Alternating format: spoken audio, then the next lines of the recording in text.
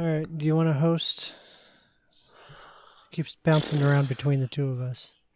Yeah, I guess so.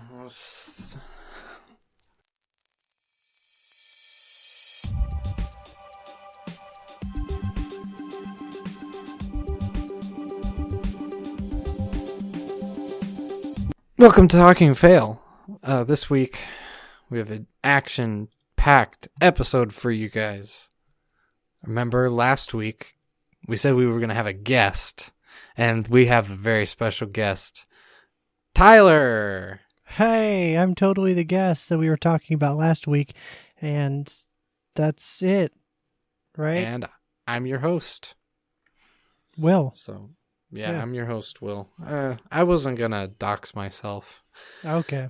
I kind of want to pull back on giving personal information on the internet. You know that I put your first name in the show notes, right?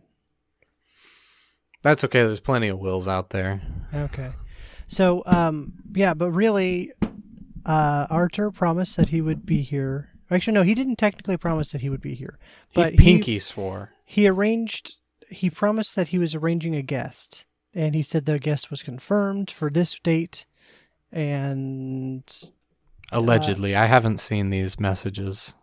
It was the Discord, whatever. So, we've not heard from Arthur, and we have not heard from the guest that is confirmed for tonight.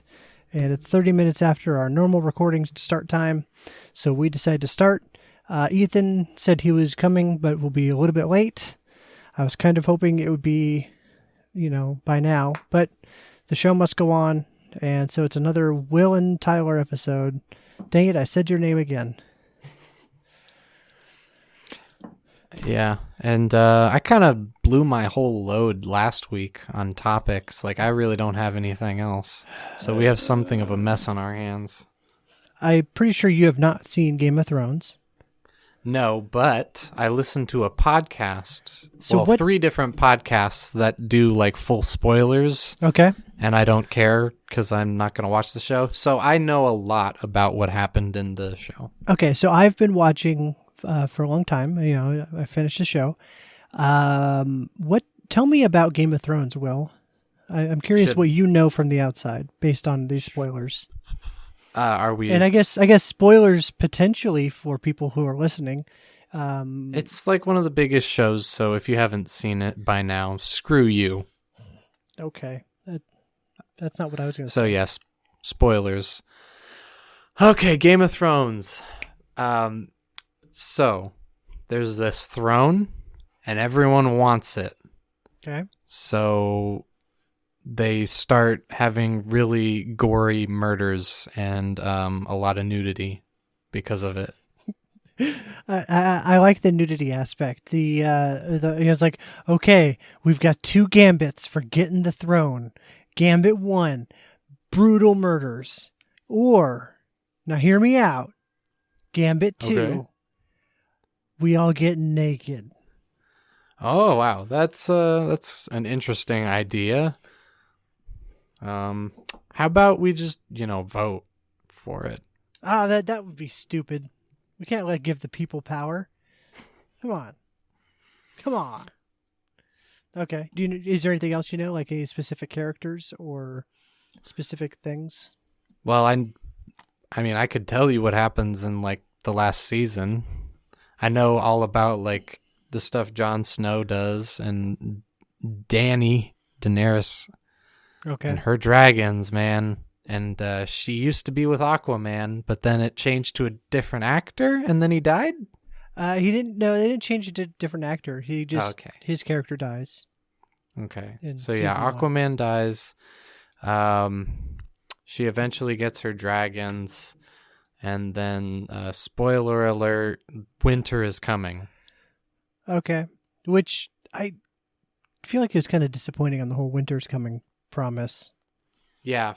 I feel like winter more brushed up against the doorstep. And then was stopped by a 16-year-old girl or whatever. Yeah.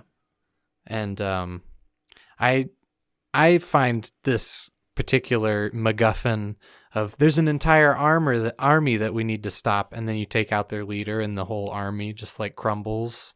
It's Okay. It's an easy fix. It happens all the time. Phantom Menace. Looking at you, Phantom Menace. Yeah. Your menace wasn't phantomy enough. So I'm, based on what I know about the ending, I'm kind of glad I never started it, because it seems like it would have disappointed me greatly. Up until the last couple seasons, they've had these giant books to base all the stories on, and it's like, and they like condense stuff down, and like you can't fit everything into the books into these seasons. And then when you get to the end, when the books haven't been written or published yet, you kind of have to just go to the author and go. So what's the plan? Like, who's going to get the throne? Tell me what are the steps that we have to take on the show? And Put a guy in a wheelchair in the throne. Yeah, then the author, lays out, okay, well, this happens, the Night King comes here, and then he gets killed by this thing, and then that stops the army, and then they go off and they fight, the dragons go off this way, and it just feels very much like, okay, well, let's just put those beats down where this happens, and then the show's over. It was very, very quick, and I'm a little disappointed. Like, the HBO was like, so you guys are making the biggest money maker ever. We would like to give you, your regular 10 episodes for this final season. And the guys who are the showrunners and the writers are like, you know what? We'll do it in 6. And HBO was like, but we have another 4 bags of money. And they're like, nope. It's like they're the worst negotiators ever. We've already gotten hired at Star Wars, so we got to get this wrapped up in like 3 months. Yeah. So I've heard complaints that they half-assed it because of Star Wars. I don't know how true that is. It's a very fun and simple way to put it. I don't know. I'm not them. I can't really say. It's a convenient out to blame Star Wars for that, but it feels like they definitely rushed it. It could have been more episodes. All I know is HBO said we'll give you 10 episodes for the final season, and they said nope, and then they rushed through those 6 that we did get. So, yeah, that's why I only watch Arrested Development. It can never let me down because I know exactly what happens. I finish it and then I start back over. Like, I can't wait for Michael to go on that boat, and then Lucille steals that other boat. I think this time he's really going to leave the family, and just him and George Michael are going to go off and do their own thing. He said it. This is the last time, and he's out. Game of Thrones is officially the worst show ever. Don't bother watching it. It was good. It's one of those, I think when you go back and you binge through it and you don't have to wait a week, I think that'll help. You didn't see it, but on the final week of Game of Thrones, normally before every episode of Game of Thrones or any HBO show, there's the ads for like, here's another show you might like that's also on HBO. Don't cancel your subscription. And, but for the final episode, it was like a whole 5-minute long commercial for all the other shows that are on HBO and are going to be on HBO. And please God, don't cancel. Please don't cancel. Please don't cancel. We're going to make a Watchmen show. Don't cancel. There's a Chernobyl show. Don't cancel. A Game of Thrones prequel, right? That's coming. Yeah. So, but that's too far out to really have anything. Midichlorians and pod racing. I see. It's going to be fantastic. But one of the things that they had in their Please Don't Cancel lineup was there's an in-depth behind-the-scenes documentary on the making of the final season of Game of Thrones. And it comes out next week. So don't cancel until at least next week. You can actually see where they accidentally left the Starbucks cup in. They surprisingly did not touch on the Starbucks cup. And the plastic water bottle. Yeah, I guess. I don't know. I don't care. they're just cups. It Yeah, happens. it's whatever. You get a boom mic in there. But so this last Sunday, the documentary from the behind the scenes thing came out, and wouldn't you know it, it's terrible. And this is all my personal opinion. I haven't heard anybody else talk about this, but you know how like in documentaries they're like, okay, so we're gonna show like maybe some of the writers' room of them talking about the story and some of the challenges they've had, or we're gonna talk to one of the costume designers, and they're going to talk about, oh yes, well for this family we made sure to clothe them in green to because they're more of a nature, they're more in line with nature, but then the gold people because they're the money people, and there's all the different houses and factions and stuff. There's usually a lot of that kind of thing. For this, when they talk to the wardrobe lady, she was just like, I'm late. I need to go to this thing. And they're just like following her around. And she's like walking through the sound sets and sound stages. And she's like, oh, I'm looking for stage 13. Where's stage 13? Oh, is it stage 7? Where am I supposed to, I really hope you're not filming this. It's just like, okay. There's like wasted 5 minutes there. There's one of the set coordinator guys, I think is what it was. He's just sitting at his computer, and he's like got the monitor facing the camera, and he's like, yeah, so I'm just he like whatever program they're using to like with the calendar. He's like, yeah, so everybody else has all their date stuff put horizontally. And he's like, I'm kind of the weird one. I have mine vertically. Oh, I would do diagonal. And that's the part and this is like in the first like 2 minutes, and that's the part where I said out loud, "This is a horrible documentary." And it really didn't get. I mean, so there are a couple parts that were interesting. There's one extra who's been in the show for like the last 4 seasons, just in the backgrounds of stuff. Like he never has any lines, but he's this one guy who's like just a random soldier in the background who's survived miraculously all these wars and battles and never gotten killed, and so he makes it to the final end of the show, and so he's it's kind of a cool thing. He's a genuinely nice guy. He likes to he's just an extra. He just likes to chat up people and be nice to people. So that was one cool thing that was in the show. But where they had some like behind the scenes footage of what's her name, Danny, in her like makeup trailer where they put their wigs on. Mm-hmm. And they had like 2 or 3 times they visit her in the wig trailer, and it's just like, yeah, so do you remember the first time I put this wig on you? And it's like, oh yeah, that was cool. That was like the first episode. And then it's like, oh yeah, this wig's seen a lot. And they're just putting the wig on, and it's just like, okay, what are we doing? Like, what is this about? Didn't Amelia Clark have like 2 strokes? What?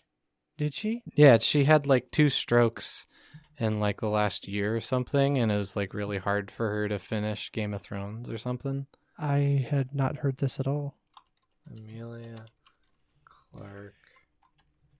Aneurysms? Oh, I think it was aneurysms, not strokes. Okay. Yeah.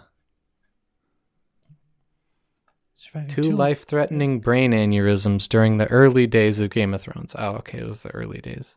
Yeah, she was bleeding in the brain, had like brain surgery, I guess. All right. Oh, she was suffering from aphasia, which impairs a person's ability to process language. In Clark's case, she couldn't recall her own name. That Wow. sounds serious. Yeah, I mean, Weird. on occasion, I forget Amelia Clark's name. Do I have aphasia? Yeah. Do you have anything else? Not about Game of Thrones, no. Okay. I could talk about. You seen Minority Report, right? Yeah. It's an old Tom Cruise movie. Future. They can They see predict crimes before it happens. Yeah, specifically murder, but yeah. So there's a scene where, spoiler alert, he gets new eyeballs and he Yes. can't like take off the bandages Yeah. for 24 hours, 12 hours.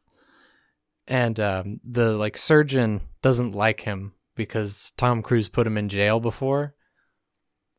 And his like master plan to get back at Tom Cruise is he put rotten food in a fridge and he's tricked Tom Cruise into possibly eating rotten food. Yeah.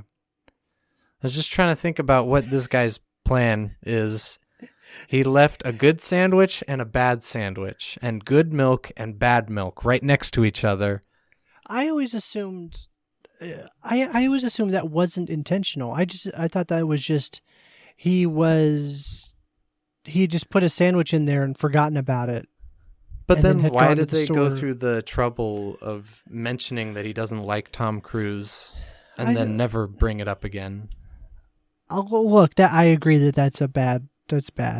But I just assumed that was for that scene where Tom Cruise is like stumbling around and like trying to find food and drink, and he like, it's gross because he can't see it. There's two sandwiches. He picks up the bad one. Oh man, don't eat it, and then he eats it and he spits it out, and it's gross. And then he has to wash his mouth out, so he grabs the milk, and it's the same gag again of, oh, don't get the bad one. Oh, he got the bad one. Don't. Oh. So I just assumed it was that. I didn't really. I think dig any I think deeper. it was on purpose. But I mean, if you have murder predicting,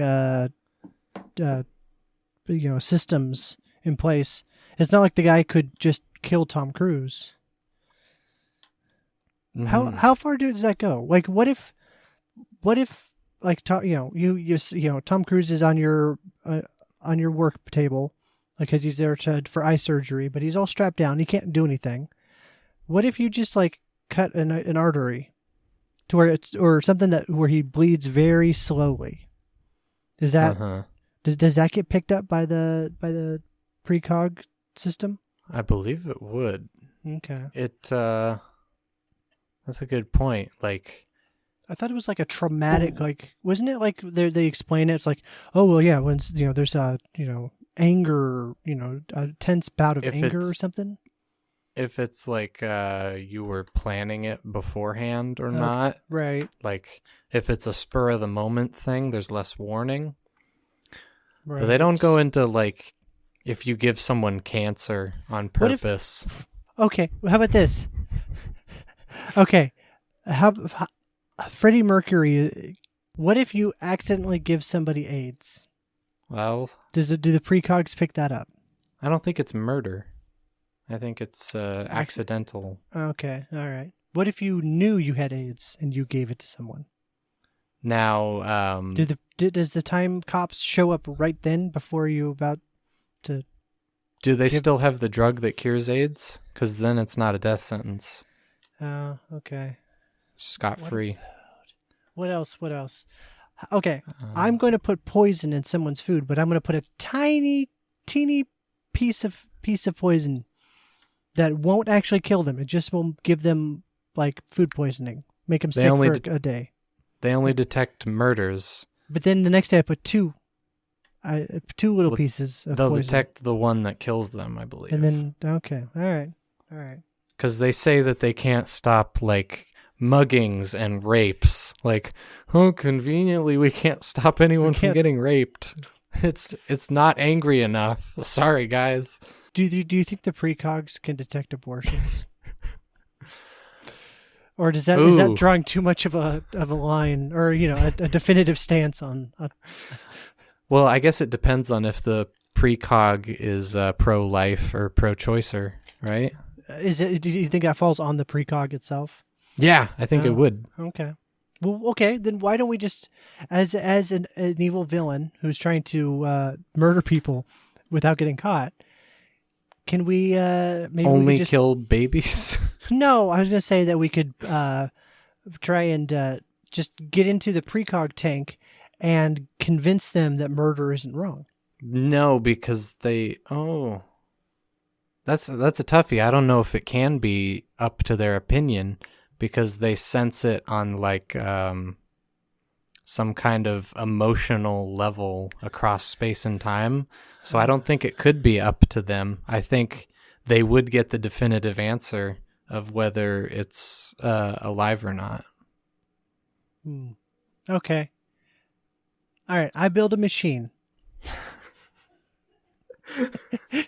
All right. We're now in full Saw mode. I've got a guy strapped to a chair. I've got a device. Basically, it's got a gun to his head, and it's got a random yes or no, like flip of a coin, and all I have to do is push the button and it flips a coin, and it's yes or no. One of the 50-50 shot of kill him or not kill him. Does that get picked up? If it flips to the kill. If it flips to the kill, yeah, it'll pick it up. Okay. Okay, I've got one. Yeah.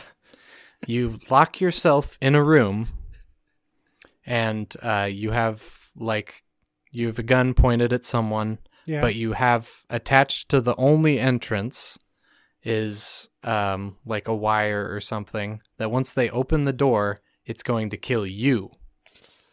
Okay. So then the SWAT team sense, they sense that you are going to kill someone, but if they come in, they will murder you, and they will know about it because of the precog. So they will know what they're doing. I'll take this same idea and change it and step up a bit. How about this? You got the same scenario of you got a gun to somebody's head, you're about to murder someone, but you also have like a dead man switch in your other hand to let's say just either a big bomb that will take out a city block or a nuclear bomb or something.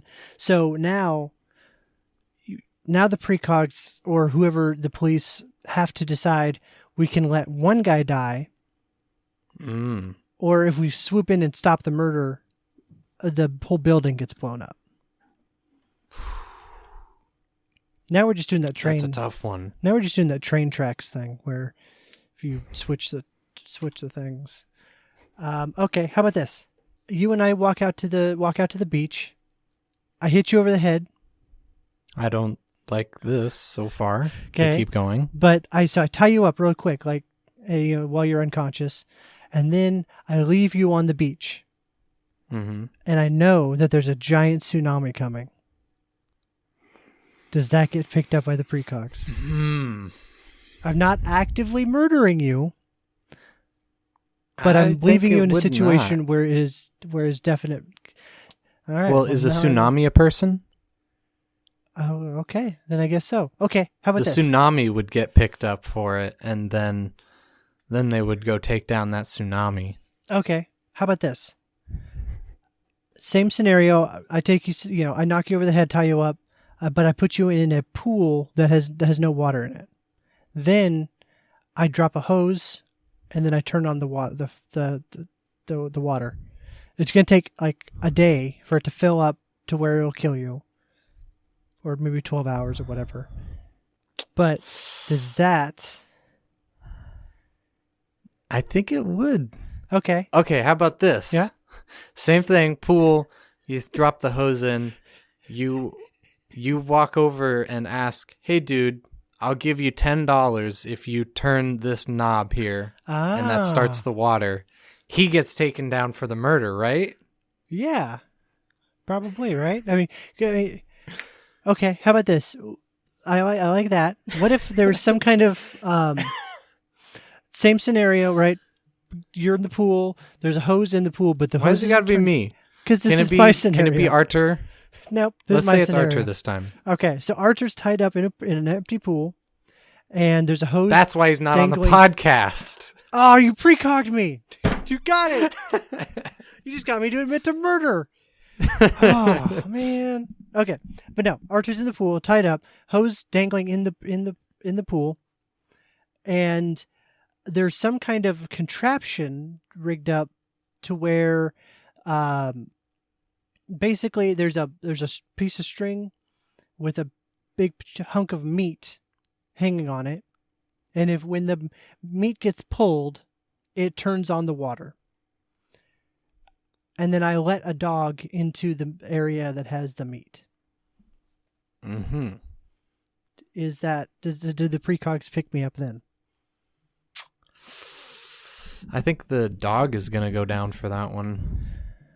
But you can't charge a dog with murder, can you? I mean, there's like a, I don't know, man. We got pre-cogs and new eyeballs being put into people's faces and gross sandwiches. I think they can charge a dog with murder. Okay, how about this? So this is kind of a similar thing, but changing it up a lot. They have the ability to swap out body parts, right? They established this. How many body parts do... Okay, hypothetically, I commit a murder, but I escape, but I'm on the run. Obviously, they show that if you swap out your eyeballs, that they will still come after you. How many parts of me do I need to swap out before I am no longer me? And then I can be I'm off scot-free on the murder charge. How many pieces do you have to replace on a car before it's not the same car? Yeah, like is it like my bone structure? Like the hardest thing to swap out? What about your soul? If I'm murdering somebody and I'm going through this much trouble, I don't think I have one. Have we officially rambled enough about how to murder someone in the world of Minority Report? I think so. Okay. I think the key is to like not really murder someone, just like leave them trapped somewhere. Yeah, let someone die due to negligence. Yeah. Lots of kids can die that way. Yeah, if only the pre-cogs picked that up. Okay. Have you seen the Crocodile Hunter movie? If I have, it was like forever ago when the Crocodile Hunter movie first came out. I remember watching the Crocodile Hunter show and all that stuff. I'm pretty sure I've seen it. Yes. Crocodile Hunter movie is a weird mess. Okay. Because there's the Steve Irwin stuff where he's like catching animals. Yeah. Which basically has nothing to do with the rest of the movie and is not like the same in tone whatsoever. Is there like a plot? Like, or is it like there's a plot. Is it, or is it just like the TV show where it's, all right, I'm Steve Irwin and here's a dangerous animal that'll kill me and I'm going to put it right up to my face. That's basically the Steve Irwin stuff. It's like they filmed a couple episodes of the show. Yeah. And then they just handed the footage off to like a film studio and then said, here you go. Finish the movie. Okay. So it's really just a big episode. Yeah. Okay. How would you think a Crocodile Hunter movie would begin? Well, it'd be okay. Well, here I am. I'm Steve Irwin, and here's my family. And you'd think it would be that. And here's a crocodile that I'm gonna go put my face next to. You'd think that it would be something like that, right? Yeah. Okay. Opening shot. Space. A satellite. Okay. And then like I think an asteroid hits the satellite. And the satellite explodes. Okay. And then the black box of the satellite plummets down to Earth. I don't think satellites have black boxes. It did. The Crocodile Hunter movie said so, Tyler. Okay. Sorry, I'll call Elon. Let him know.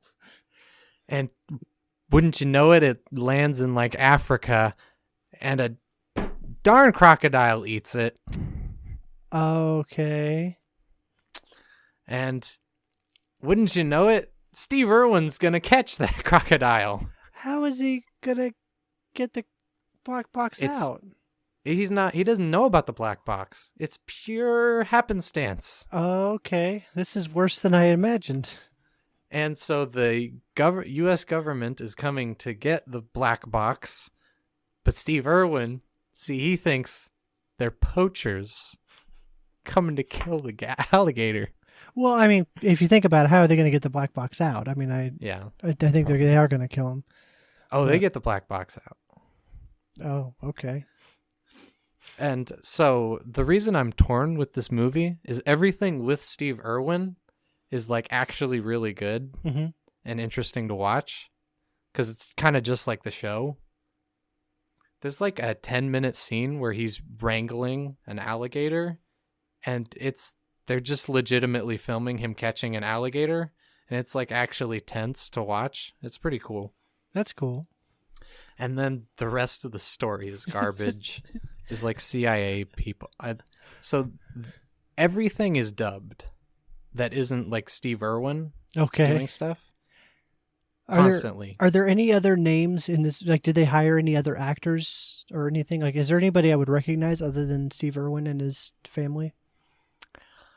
There's one guy that looked familiar, but I can't really say where I know him from. Okay. And it's supposed to be the American government? Is that, or is it like Australian government? It's a joint thing because there's a girl that's from Australia. Gotcha. Yeah. Okay. David Wenham. The name sounds familiar. He looks vaguely familiar, but I can't really say. Oh, 300 and Lord of the Rings. That's what it is. Who was in Lord of the Rings? Isn't he the son that gets lit on fire, but then he wakes up because he's not actually dead? All right, I'm looking him up for myself. Oh yeah. Okay. Yeah, he's Boromir. No, so yeah, he's the only big name. Sorry, Faramir. Faramir. Yeah. So, how do you think they got the black box out, Tyler? Did it poop out? This is a big giant turd. Yep. Classic. Okay. So one of the no-name actors is like a fat lady that looks like she's had a stroke. The whole movie, she doesn't move like the right half of her face, but it's like an intentional thing. I wonder if she's very strange. I wonder if she's a famous Australian person that like a cameo, but we just don't understand because we're plebeian Americans who don't know Australians. Yeah. So I would recommend that you watch that movie, but just skip to all the Steve Irwin parts because it's pretty good. Okay. I'm curious. I want to put out there, Josh Zugai, a friend of the show from Australia. What do you think of this? He can't respond because I haven't edited anything yet, but I was kind of hoping he would. He'll let me know probably if he hears this or not. I don't know if he whatever. So yeah, I think. Do you want to wrap things up? Yeah, sure. Right after I mentioned, I never realized this, but did you know that the stingray that killed Steve Irwin, like, according to the internet, it said it stabbed him over 100 times. I think I read something. It's like, yeah, that's really sad. I never thought about it. In my mind, it was always just he got stabbed once and died instantly. Yeah, because that's how you want it to be. Like, you want it to be a quick. And now that I'm thinking about it, there's no way it was that, and it was probably really long and painful. And it like makes me really sad. Thanks. Now I'm really sad, and I'm pretty sure everyone listening is really sad, even if they don't even know who Steve Irwin is. and it was the cameraman's fault. Was it? According to Well, okay. He There's caused a shadow that like made the stingray think there was a shark or something. Okay. I get that, but there's also, I mean, I'm sure this is different for the cameraman, if that is true. But, I mean, you're swimming right next to a really dangerous animal. Like, that was the whole point of being there, was to get up and close. And, like, you have to kind of distance yourself a little bit there. Like, you can't blame yourself for all of that. But that would be rough if to be that cameraman. To just accidentally be in the wrong place and make a shadow. Do the Pre-cogs pick up if I intentionally shadow? Never mind. Okay. Why didn't the Pre-cogs stop Steve Irwin's death? I need answers. All right. So yeah, I think that's going to be the end of this one. We'll keep it short and sweet. Ethan didn't show up in time. R.I.P. Steve Irwin. Steve Irwin. Yeah. Um, Do you think his wife? His wife's always with him on the TV show. Do you think she saw? I assume that was the case, or at least up Bummer. in a boat, right at the surface or something. Yeah, let's keep talking about this really sad thing. That's a great way to end the podcast. Plus, they take their kids with them a lot. Yeah. Okay. Everybody, be sad this time. Okay, real quick, Crocodile Hunter movie. Okay. There's one scene that I legitimately don't know how they filmed it. So there's a scene where he ties a rope around a crocodile. They're on a boat. Yeah. And then the crocodile jumps off the boat. Okay. And he's holding on to the rope and like basically being pulled on the boat by the crocodile. Okay. And you can see the boat is like driving around being led by this rope that leads underwater. Yeah. How did they pull that rope so far underwater like that? They have, okay, in James Bond from like the 60s, and I know these are real things, but this is where I've seen them from. They have like the scuba divers, and they like grab onto these big, like, they're like jet skis, but they're made for underwater submarine things. And it's just like a hand thing that you hold on to. Yeah, you hold on to. Is there something like that? But they have to be, depends on how fast it looked so taut, like, and in such a perfect placement that I don't think it could have been that. It looked like there was some serious tension on that. I really don't know how they filmed that, and it's actually impressing me. Josh Zugai, friend of the... How did they film that? How did they film that? How do Australians film boats with ropes? Oh, yeah. Okay. I can't believe it's not R.I.P. Mel Brooks. Yeah, he's still alive. I feel like this is like maybe the second or third time we've even done R.I.P. Mel Brooks. It surprises me every time he's still alive, though. Every time he's still alive. Yes. And Niki Lauda died. So R.I.P. to Niki Lauda. He's F1 racer. Is he French? I think he was French. Race car driver, got really burned in the 60s or 70s. But he had complications from a lung transplant, I believe. And I'm pretty sure the lung got messed up from maybe having been burned alive in the 60s or 70s. Sick burn. I made a pretty good joke that our dad didn't like, where he mentioned the lung transplant thing, and then I said, "Really? Was he a big smoker?" All right, well, that's the show, everybody. See you next week. Maybe other people will show up. I don't know. At this point, this just going to be the Tyler and Will podcast from now on? Josh, let us know. Josh is a precog.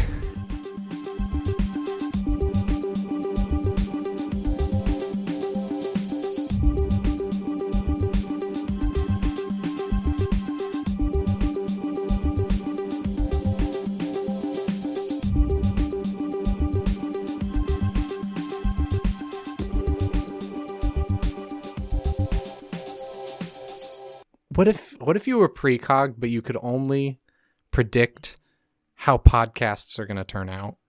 What if you're a precog, but you could only predict when someone is going to smoke weed, but then weed gets legalized? There'd be a lot of finding out that you're about to smoke weed today. Thanks, Gary. I know. I bought it. I was planning to smoke it this evening. Thank you.